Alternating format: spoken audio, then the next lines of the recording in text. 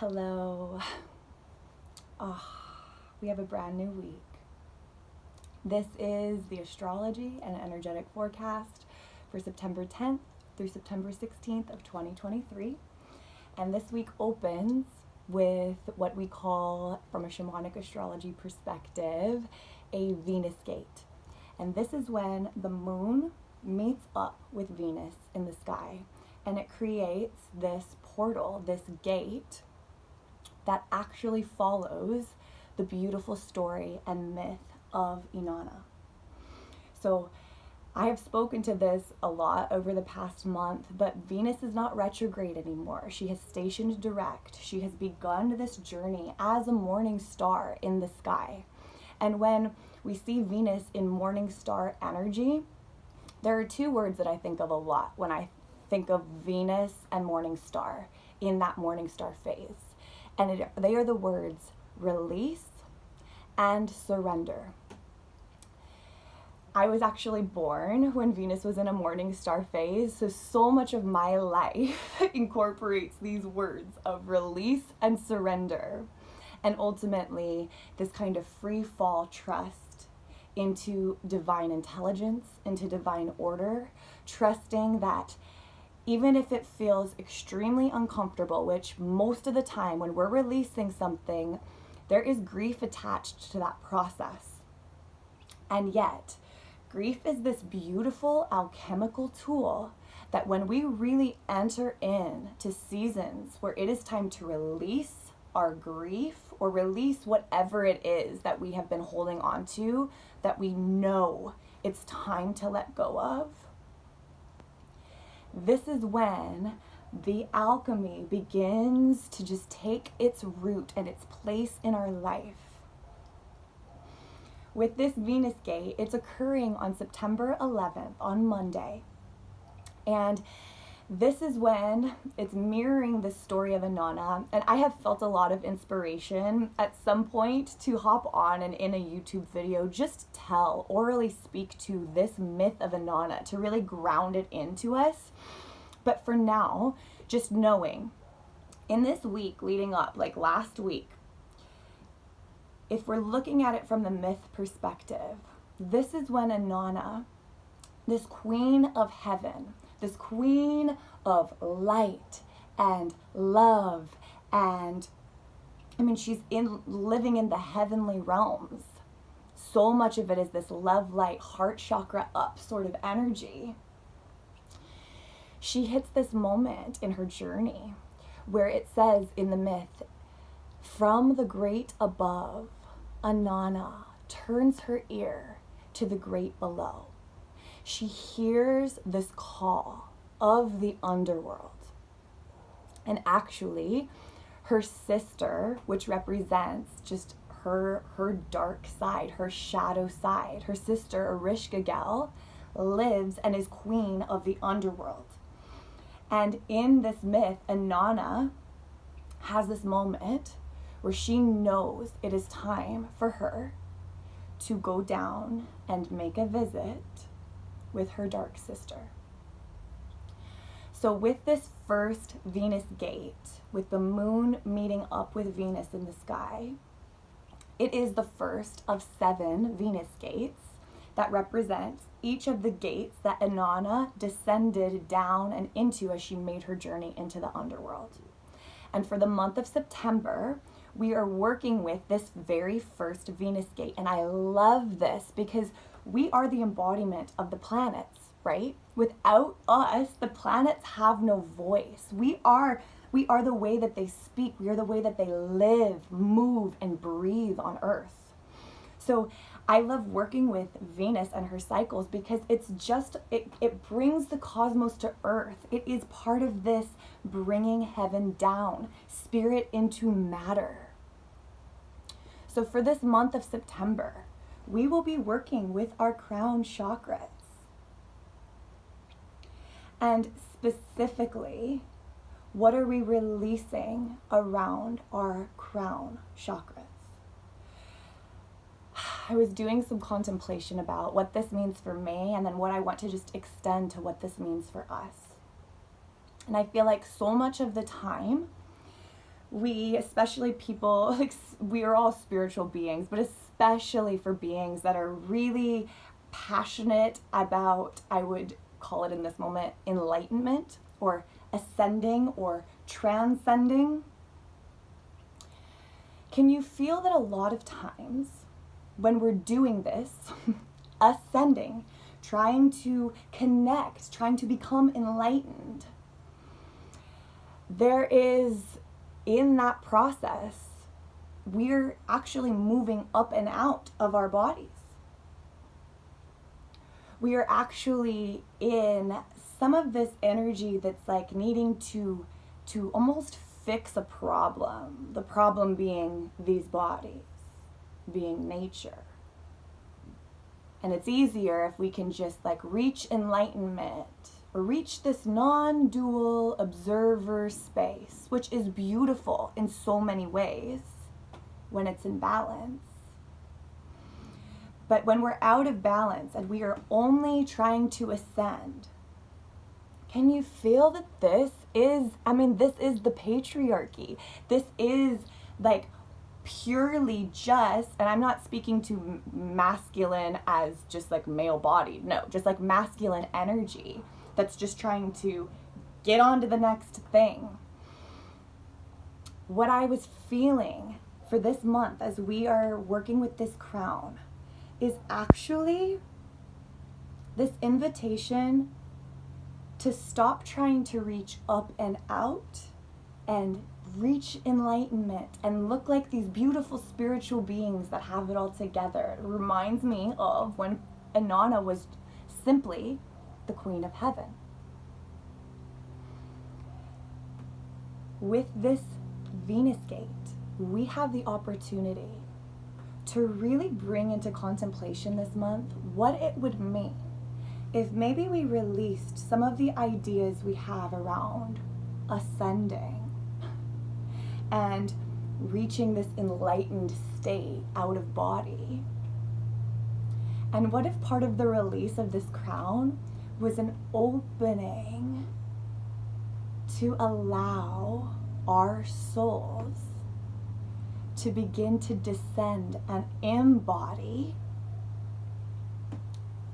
differently, maybe, than we ever have before.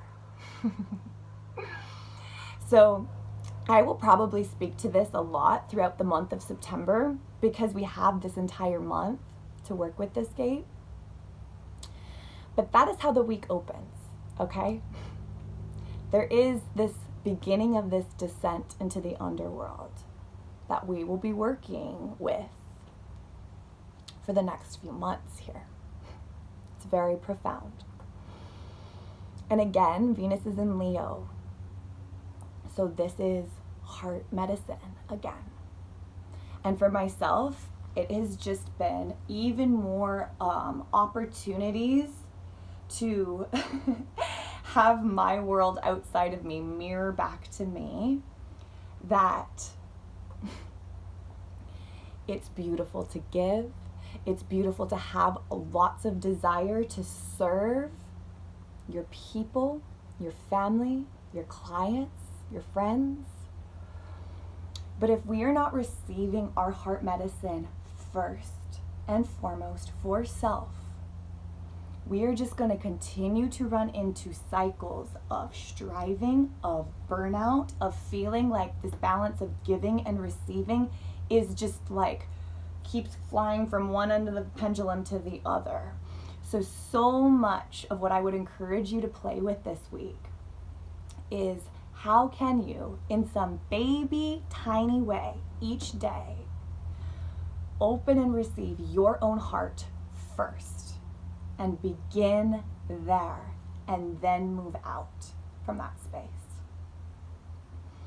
On the 14th, which would be that's Thursday, I think. It's so funny. All of a sudden my brain's just like, huh? On September 14th, we have even more opportunity to work with this because we have a new moon in the sign of Virgo.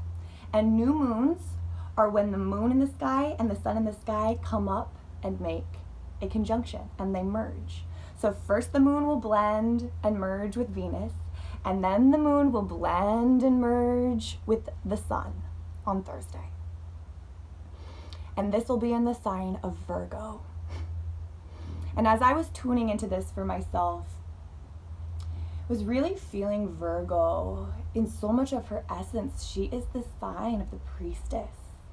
She is the sign of this wise woman who is whole unto herself.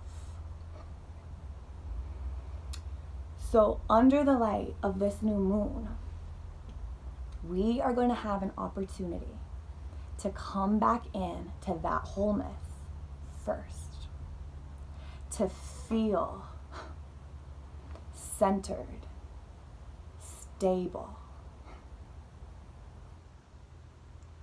and like founded, held upon this like firm foundation of wholeness. So much of what I feel like the priestess does in her wisdom is she knows that her body is the temple. So this week, how can you soften into your temple, your body even more? This can show up in a lot of ways. But I would honestly, just like in the simple 3D things, what are you nourishing yourself with? What are you eating? Are you drinking enough water to allow your fluids to flow and be hydrated? Are you in a routine that you feel like you're able to find solid ground under your feet before you move out into the world? Because it is buzzy and it is a little bit crazy out there. So we want to be not afraid, but just intentional with our temples. I've really gotten this sense that there's going to be opportunity to just get new and fresh information around what can this look like for us. For me, I've started a brand new, really simple, it's just like a 3-minute meditation process that I'm just doing with myself first thing in the morning to just feel like my root is connected to the earth, my womb is connected to earth womb, and my crown is open to receive anything that wants to descend that is for my highest, deepest, and widest good. And then pulling that all the way down through every single chakra in my body and letting it enter planet Earth. And I'm telling you, it may sound like even like, whoa, that feels like huge. No, just like 3 minutes of breath and just allowing that to be. So I'd encourage you. What is your little baby step? What's your little thing that you're going to do this week to really just intend and embrace these energies? Spirit into matter. And as I'm here, I just have that beautiful quote. It's a Hermetic axiom. It's ancient. As above, so below. As within, so without. As the universe, so the soul.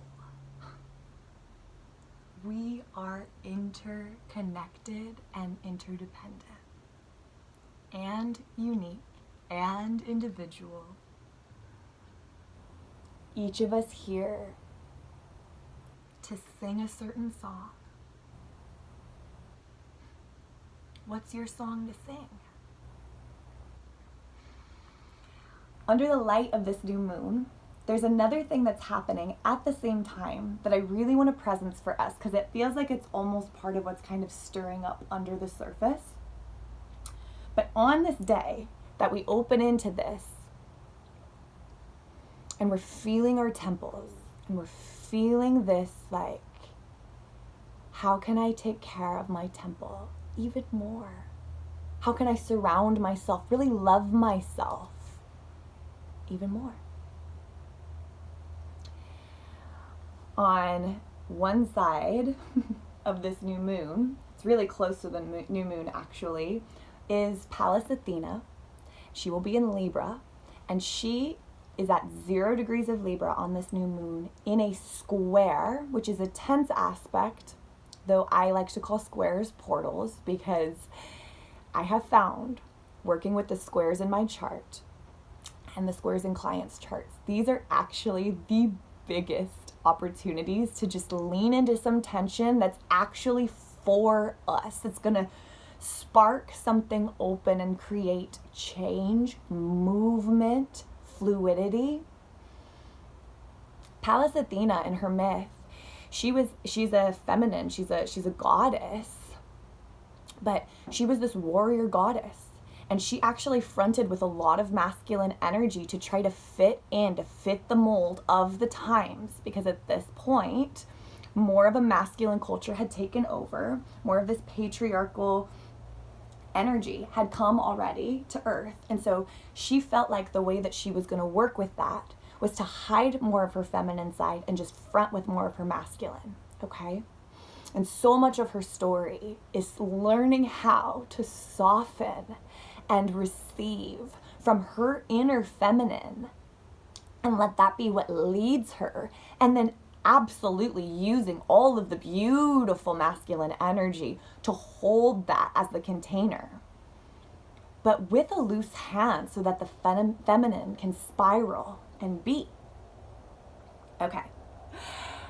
So she will be in a square with one of my other favorite asteroid goddesses. Her name is Vesta, and she is the High Priestess. In fact, she was the leader and the keeper of the Vestal Virgins. She was the one who made sure that the fire in the temple was always burning, that the flame never went out. She is all about devotion and service, but she knows that that service is not coming from a place of needing to serve to feel like she has a job, or needing to serve because it makes her feel better kind of about her life or her situations, and it's kind of like the way that she finds her identity. No. Her identity is rooted in her wholeness, in the fact that she is whole unto herself. And then she just invites people into that energy, and that is how she serves. So what I was really feeling with this, Vesta's going to be in Cancer. This is another sign that's like, how am I nurturing and nourishing myself?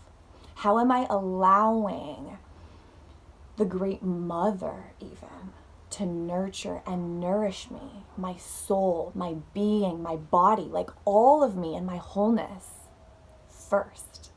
Okay. That energy of Vesta and this energy of Pallas Athena are squaring each other.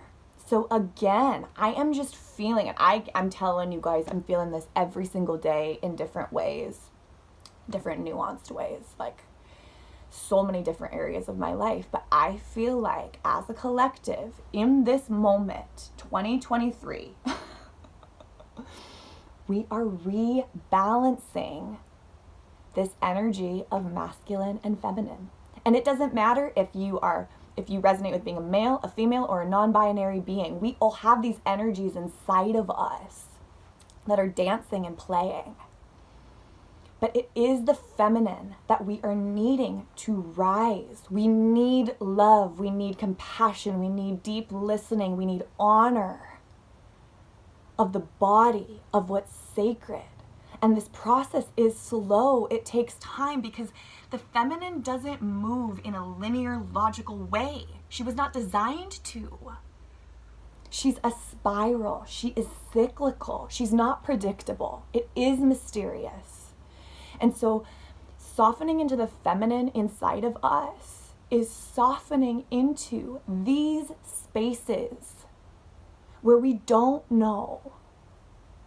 An example of this is like, I last week was so excited to go on this date with my husband after work. We had both worked a long day. I'd been looking forward to this all day. We get to the place, I get my dinner, I get my drink, I finished my food, and immediately, like, we're in gorgeous dialogue, and I wanted to just like be with him and listen to him, and he was processing, was gorgeous. But all of a sudden, my body started to not feel well. And I kind of got a little bit of the aches and the chills, and got a little bit nauseous. And I watched myself want to shut my body down so that I could be there with him and hold the space for him. But as I continued to do that, I continued to feel more and more sick. And all of a sudden, it was like the grace of the goddess was like, Erin, what are you doing? It's like I'm literally ignoring my needs right now and pushing them down because my body feels inconvenient, because I've looked forward to this all day, because I want to hear you, because. And you know what? I had this gorgeous opportunity to stop him and say, babe, I am so not feeling well right now. And this came out of nowhere, and I'm really disappointed because I have looked forward to doing and being with you all day. But can we go home and continue this conversation just in the comfort of like our home and our bed? And he was like, oh my God, Erin, like, of course. And so there we are. We go home, and I had to move through a tiny bit of disappointment. But what was really gorgeous about it was because I softened and allowed my body to be exactly where it was, and I honored it, I got to watch our entire evening flow beautifully. And because I softened into that and let my body do her thing, she was able to release whatever that was that I wasn't feeling good about. I woke up the next morning and I felt fine. I was able to do my whole day the same way that it was set to be. Like, there was no problem. So I share that with you in this, just as an example of like, it really is simple. And our bodies speak all the time. I think we just need to learn how to listen. And that to me is softening into the feminine.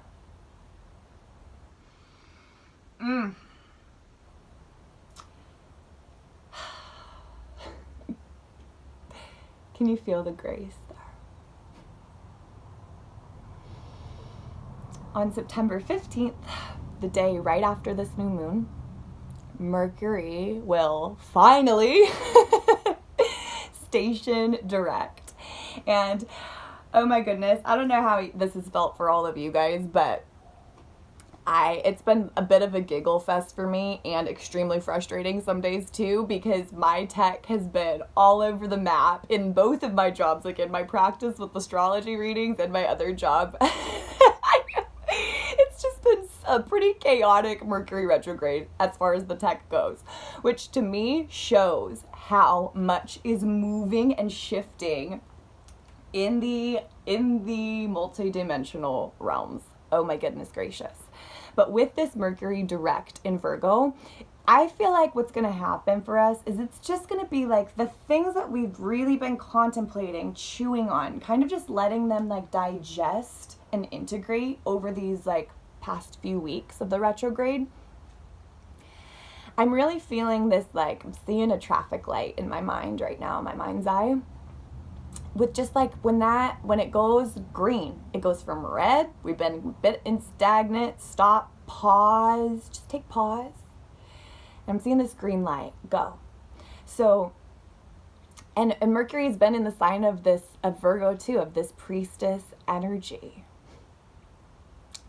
So this is like all systems go, baby.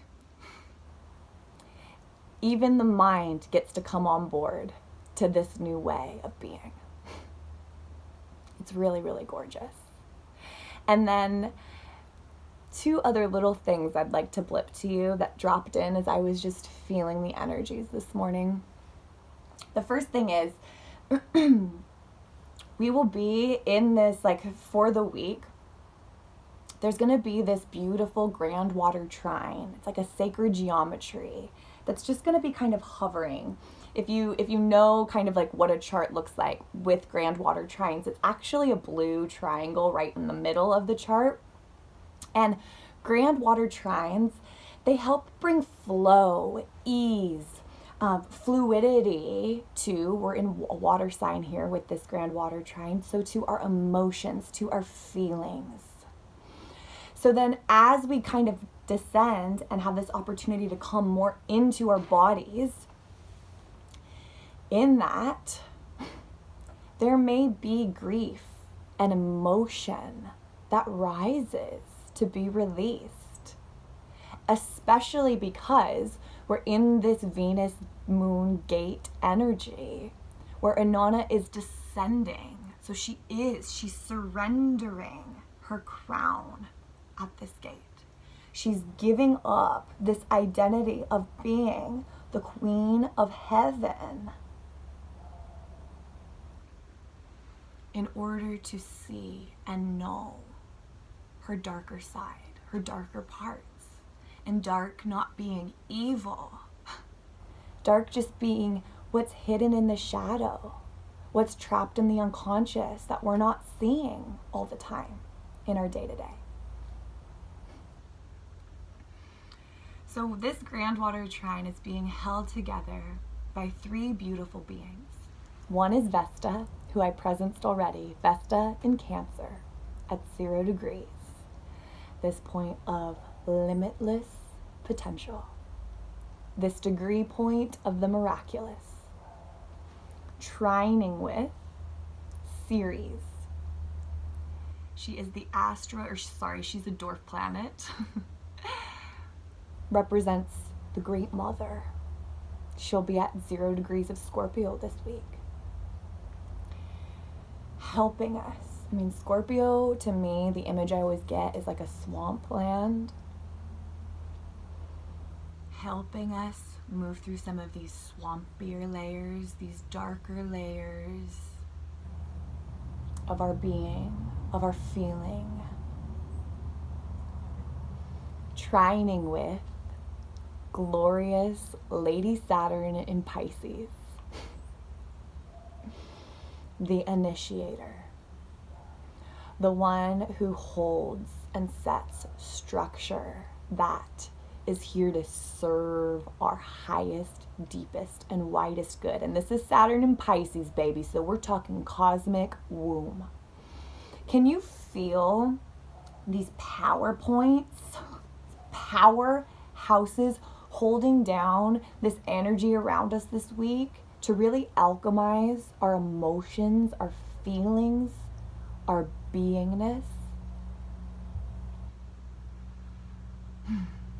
All with the intention that all we're doing here is descending into more of our wholeness, into more of who we really are at the core. I'm just loving too that as I speak, it's like the light has shifted and there is so much light, guiding light here, even in the dark. Can you find the light that you have to dive into the dark to find? I pulled a card as kind of like the anchor point for this week, and I'll be honest, like she jumped out of the deck and I get emotional when she came out because it's one of my favorite cards, and I just feel like it really sets the tone and the space of all of this energy that we have opportunity to lean into with a fresh week. The card is the Star.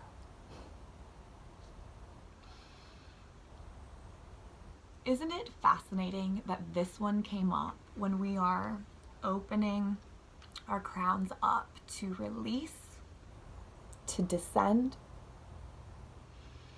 I am feeling this very, very clear starlight that's wanting to come down and in to your body as well as mine. this week. Oh my goodness.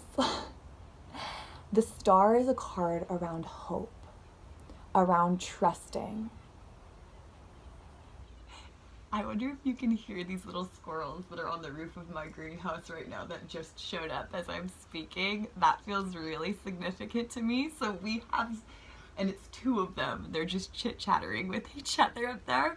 So we've got some really fun squirrel energy, which to me feels playful, and the squirrels know how to like store but not hoard. They're really, really brilliant with like, what do I need as I move into the winter, into colder seasons. Like, they're strategic because they're listening to their bodies and they're in the flow with the cycles, but they're not overly storing things that they don't need. It's like that fine balance. Thank you, guys. Okay, so back to the Star. This is a card around hope. This is a card around trusting in divine intelligence, divine order, even when it feels like when you look outside of you, it is chaos. We are repatterning. And the Star is a beautiful omen that everything is okay. Can you trust that? I'm thinking of this beautiful quote, Julianne of Northwich. She knew grief intimately. She knew pain intimately. And she still said these words from that space of intimacy with her pain. All shall be well, and all shall be well, and all manner of things shall be well. Let that be the soundtrack for your week. And with every step, all shall be well, all shall be well, all shall be well, all shall be well. In trust.